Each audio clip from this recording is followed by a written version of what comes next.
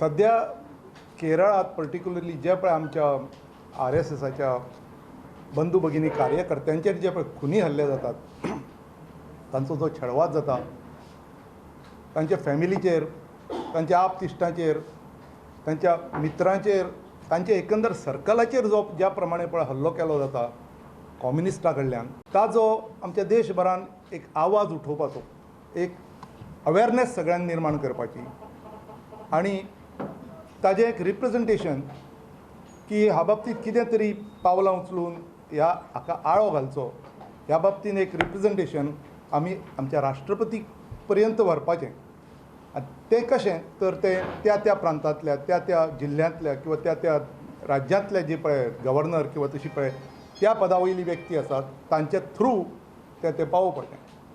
So आज आमचो हांगा उद्देश असो आसा की तुमच्या बरोबरची प्रेस कॉन्फरन्स तुमकां हें कितें चल्लां हें सांगपाचें इतल्या खातीर. आनी मागीर हें रिप्रेझेंटेशन घेवन आमी गव्हर्नरा कडेन वतले आनी तांकां विनंती करतले की ते आमचें रिप्रेझेंटेशन ताणें आमच्या मार्फत राष्ट्रपतीं कडेन पावोवचें आनी तांकां तेंचें पर्सनल तातूंत लक्ष घालून केरळाक जें कितें चल्लां तें बंद करपाचो प्रयत्न करचो आनी शांती थंय जावची हो प्रयत्न करचो.